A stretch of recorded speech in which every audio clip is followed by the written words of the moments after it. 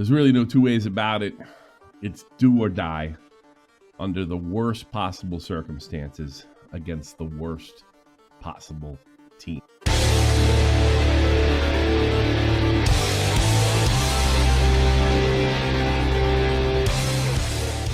As you can see, I'm not exaggerating when I say it's do or die time for Wehen Wiesbaden. You see they're on the 16th spot here, and their best case scenario is only relegation playoffs. And there's a real possibility that they will not even see that and see a direct relegation to the third league. Before I get into the reasons or what can or can happen for Wehen Wiesbaden, I'm going to go over slightly the two previous games. I actually went on a trip to France right after I went to this Holstein Kiel game.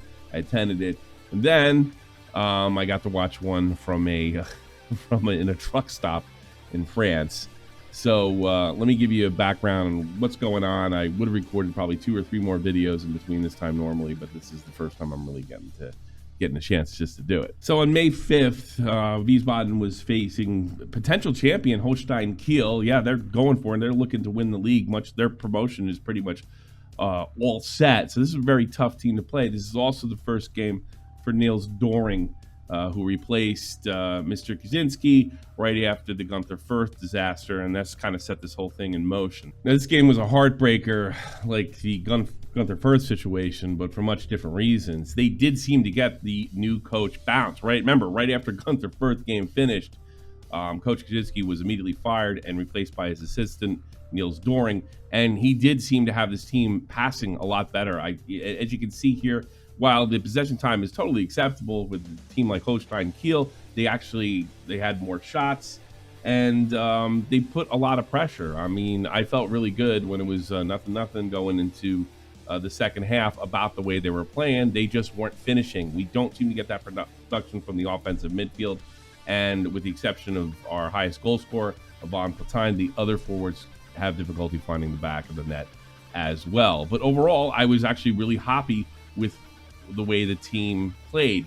The real heartbreaker came when midfielder Robin Heuser decided to do an in-swinger from the right corner, and it hit our center back, Matthias, and went in, not offsides, looking great, music plays, and that in-swinger, it went outside the line of balance. It went outside the pitch. VAR picked it up and unfortunately correctly found that the ball was out. And shortly afterwards, in the 65th minute, Holstein Kiel scored, and Wiesbaden's continuing problems not to be able to find the back of the net, not to get offensive production for anywhere, put them in the position that they are in now. On Sunday, May 12th, Wiesbaden was actually thrown a lifeline by Kaiserslautern. They had actually lost their game, and Braunschweig was in sort of the relegation picture. This was a chance to move ahead and be safe, and it was a very difficult game to watch. Not a particularly exciting game, nothing really to talk about. Again, Wiesbaden controlled possession a lot better. Now, Braunschweig's not as good a team as a Holstein Kiel, and this, again, I got to give a little credit to Niels Doring. The team does look better overall, but the main problem, they're not making as many mistakes. The main problem is they can't put it in the back of the net, and that's something that Coach Kaczynski couldn't actually do either. He couldn't seem to find the right combination, whether he was putting Lee in or whether he was putting Batster in, and nothing really coming from. We really don't see a lot of great action coming from Robin Heuser and free kicks. The offense just simply wasn't there for them the entire season. It just has really come to bite them in the second half. Now, this is the starting lineup in the first game, and this is something that probably should have been done under the Kaczynski regime. As you can see here, well, here's the thing: we never really had a set lineup other than Wehen Wiesbaden, our highest goal scorer, as far as offense went. Late in the season, they finally settled on, and they started to see that Nicholas Afrikiotis was very effective. This is a guy we had a bench most of the season, didn't get much time, and he's very solid and has popped a few goals here and there. But, when it comes to Lee here, you can see him here, and you can see Batzner, and you didn't know who was going to be there. You know it was going to be Lee or Batzner or an Iredale or a Froze or I mean, they just couldn't bring it to them at any time, and this is what really killed them in the end. Robin Hoyser takes most of our free kicks. They often come to nothing, and I do realize that most of the time they come to nothing, but it's just almost all the time. And there's no pressure that we can put on the defenses we're up. And some of those defenses that we played here in the second league, I wasn't particularly impressed with. I mean, we had one of the best defenses in the league. That's the frustrating thing about Wiesbaden. You see Aga and Mathiasen and Vukotic. I mean, these guys are great all season. They had great statistics going in the second half. This was a very tough team to score on, and in some ways it still is. But they do all this great stuff in the back. There's no mistakes. There's no issues. And there's also no offense.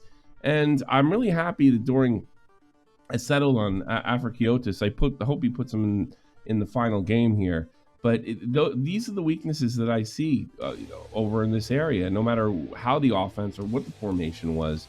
Afrikiotis, if I have to really criticize Coach Kaczynski, he should have been in there a lot earlier, especially since nobody seemed to score. But every week we get more tinkering, and I understand he was just trying to find that one thing that clicked, and okay, we're going with that, but just never really clicked. And I think you have to do that more than 1 week. Big reason I think that Mr. Kaczynski is now out of a job. Niels Doring seems to be sticking with his guys, and that's great news. It just came way too late. Now, ultimately, I can't blame Kaczynski completely because it's always on the players at the end of the day. The players get the coach fired. They need to execute, and they need to come through, and they weren't able to do it. Lee, at times, showed signs of brilliance. I mean, the man can strike the ball. Batzner, I don't think he ever kind of lived up to his billing. Kovacevic, he would drop 2 goals and then get sick, and that's unfortunate. That's football. At one point when we beat our derby, our biggest rival really is Elversberg. Iredale had to head over to play with the Socceroos, and that's football too. You have to deal with international players, and I'm pretty fortunate to root for a team at this level that has an international player. So there was just so many things, and I just wish they would have stuck with a group for a couple weeks. And I see that's what Niels Doring is doing. If anything, that's a message. If you're having trouble with offense, you can't tweak every single week. You give them a couple weeks, and then you pull them. I'm glad, and I'm pretty sure that Coach Niels Doring is going to stick with Afrikiotis when it comes to the final game, and that's where we get really to where we are now. We're going up against a team playing for the championship in Wiesbaden on Sunday. We're going up against legendary St. Pauli. Final games tomorrow, as you can see right here. We played a lot of the teams that are looking at promotion, like Dusseldorf and Hamburg and Holstein Kiel and St. Pauli, and we did pretty well against these teams, or acceptably well against these teams in the first half, drawing against Hamburg and dealing with Schalke. Admittingly, they definitely had an off year. I mean, they were looking at relegation at some point. And you can see, we just played Holstein Kiel, and we're finishing off with St. Pauli. I mean, this is a very, very difficult task. They're going to be highly motivated to walk away with the trophy, and they have to win. A draw is not going to do it if Holstein Kiel wins. From what I understand, they're not going to be taking the trophy to Wiesbaden, so I won't have to suffer through that. Because Holstein Kiel could win it. I guess there's only one trophy. They don't do what they do in England, have 2 and an engraver on site. That's an article that I read in German, and keep in mind my German's not that great. So even with the translation, sometimes it doesn't work all that well. So they won't actually have it over there. So I won't have to suffer through any of that. That's if the worst case scenario happens. Because of loss to Holstein Kiel and Braunschweig, the best that Wiesbaden can hope for is playoff relegation, which will give them 2 more games, 1 at home, 1 away against Regensburg of the 3rd league. Whoever comes up after 2 legs will be promoted or relegated. You lose, you're relegated. You win, you're up. But we do have a problem, as you can see right here.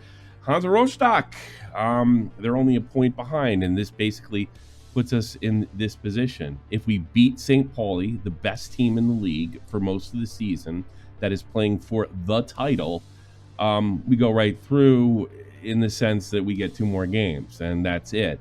Rostock, if they win and we lose or draw, it's lights out. It's back in the 3rd league for the second time in 5 years.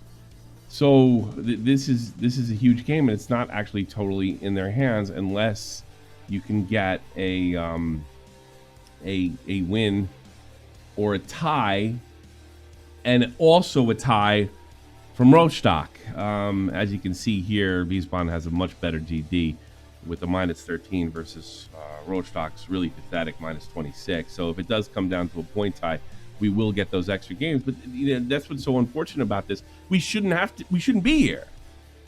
We shouldn't be here at all. I mean, especially with that first half, we're center of the table. And that's all this team was ever meant to do, is hang in there, build money up, go to the Deutsche Pokal, earn money, become a bigger team. But this is it's super disappointing. And I know it's not from lack of effort from the guys. I've met just about every one of them. I've been impressed with them. They seem, I'm not big on sports guys being role models, but I'm not uncomfortable with these guys around my kid or having them do something crazy off the field or even on the field. That I just can't picture these guys. They don't seem like a bunch of douchebags. All right, they seem like really good guys that put 100% in every week. In fact, Gunther Fürth was the only game where I actually saw them sort of mentally fall apart. So, I do believe, but I'm just angry. I really feel that we have more talent than to be in this particular situation, especially where a lot of German sports guys were having, Wiesbaden finishing dead last in 18th. And you can see that a team that got promoted, that was actually directly promoted, Osnabrück, has had a horrible season here. Only 5 wins. And we only had 8, but we also had 8 draws. And like I said, that's like the first half of the season. The second half of the season was a collapse. There's really no kind way to put it. If I sound a little down or not very hopeful, it's not my nature. I'm a pessimistic person, and I'm sick of losing. But there is hope out there. There's a ton of hope. There's the Niels Doring bump, and yes, he's lost his games, but they played better. There's no doubt about it.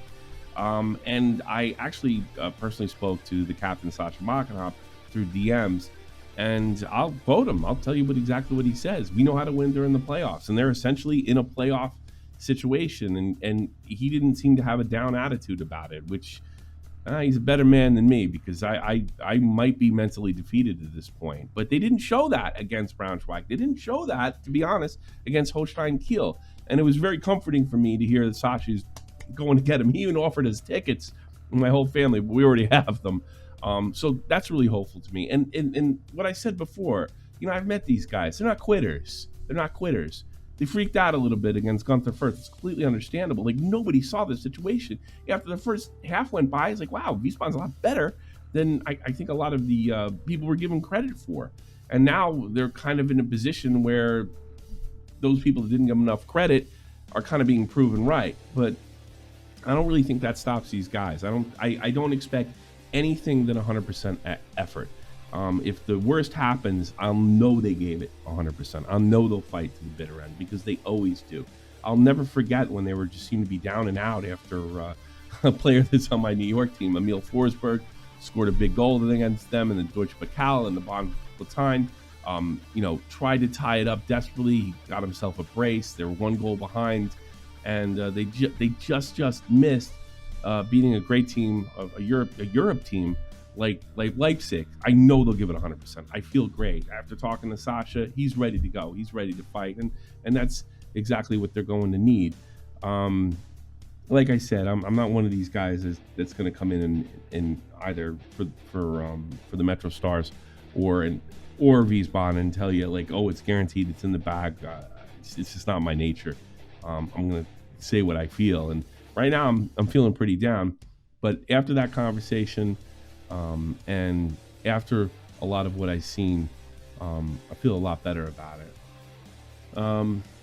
The time is here. The time is now. It's your time, and you can take it. These relegations, they affect players' careers. You don't want it on your resume. We don't want to go back down. I know the people of Wehen and Tannerstein. This club means so much to them, coming from the Berserker Leagues, the elite regional leagues, to try to be a big club. And there's a lot of people that kind of live and die with this team, and I see it every week. And I only really got hardcore. I went to a couple of games 10 years back with my wife, but I never really I followed mines more, but this team really connected with me when I took my son a year ago. I got to see Benedict Hallenbach and Brooklynese and watch their promotion, and I was there when they were at Town Hall, and it means a lot when you're really connected to this. It's something. I don't know how to explain it. I get it now. I don't think I ever got it. I was one of those guys that kind of like rooted for Liverpool, but I have no connection to that city. I have a connection to New York, New Jersey, and Wiesbaden. And these are the places I live, and these are the places I love. And it's just, you can see these guys in the street. It's weird. You can walk around town and say hello to Coach Kaczynski, and you see the guys around. I saw Akra Fernatos. I cannot remember that Greek kid's name. I saw him downtown in a bar. He didn't say hi to me, jerk, and I had a jersey on. But anyway, I got it. He just came out the Gunther first loss, so give him a break. But it's I really don't know how to express this, especially for you Americans out there that haven't lived in a European town. When you're there, you're there, and when you're a part of it and it's your club, it's very, very different. And I do have hope, but I'm certainly not confident. Maybe, just maybe, Wehen Wiesbaden put this hype video out. If you look really close, you can find me and my son. And well, go get him, guys. This is it. I'll be making videos this summer, some major transfers, and I'll go right into next year, no matter what the league. I still have a dream. There's some times when things aren't going to go right. There are times when anything that can happen will happen. We've been damaged emotionally, damaged spiritually. And all of those are going to leave a mark. But the mark that they leave can be the mark of victory or can be the mark of defeat. The fight isn't over. The fight is just beginning.